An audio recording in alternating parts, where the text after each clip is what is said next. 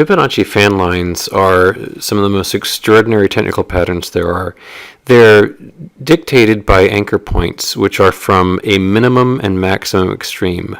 A minimum price, in other words, here with this example, and a maximum price anchored here. It doesn't have to be the highest price of all time, but for an intermediate range, low and high, it oftentimes projects out into what I call Fibonacci-friendly support and resistance. You can see here again and again and again the prices meeting support and resistance, bouncing, if you will, off of those fan lines.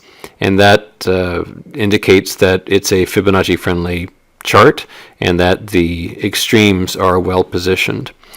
There are all kinds of different ways to make use of this, of course. If you're long, you might want to wait for a price extreme to an area of resistance to dispose of your position. Or if you're seeking to get long, you might look for a trip down to deep support in order to get a good price. And this can work over the course of decades even.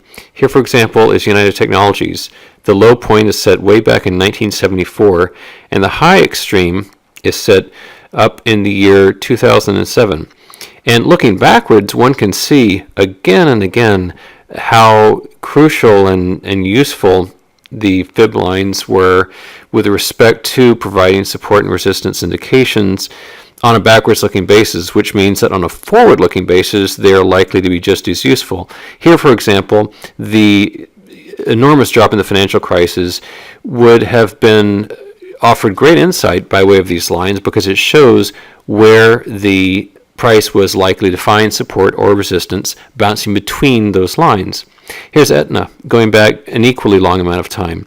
The bear market in the 70s, bottoming in around 74. There's the low. We've got our high many decades later. And once again, during the financial crisis, 07, 08, and into early 09, even the most extreme price dip almost perfectly tagged the lowest portion of the lowest Fibonacci fan line. And even in the throes of moving downward, it often stayed between individual lines on its way down. And you can see here again how it bounces between these individual channels until it escapes either up or down and makes its next move. Here's a long, although not quite as long, example. This goes back about 25 years or so. This is with Caterpillar.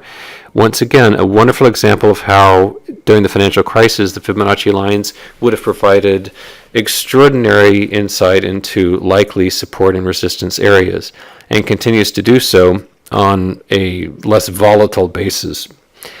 Here is FRT. The extremes are set over about a 7-year period. And once again, plenty of stocks are not Fibonacci friendly, but if you'll find that again and again the price action in the past is bouncing between the channels of those lines, that's a very good indication that on a going forward basis it'll continue to be useful, as the price either clings to those lines or makes runs between the lines dictating the channels. Here is Alexandria Real Estate, symbol ARE. And in this instance, we have another fine example of it plunging during the crisis and finding support in this area. And it doesn't have to hit it right to the pixel. You might get a bit of an overshoot here and there. The important thing is that you get indications as to close ranges where things will turn around. And in this most extreme example, going over a period of literally 70 plus years, is the Dow Jones Industrial Average, anchored to the bottom of the Great Depression all the way up to the peak of the internet bubble. And on a going forward basis, you can see that through the housing bubble and the financial crisis and the recovery thereafter, there were countless instances where at major turning points, those would be had during these fan line instances. So used properly, this can be a very potent tool.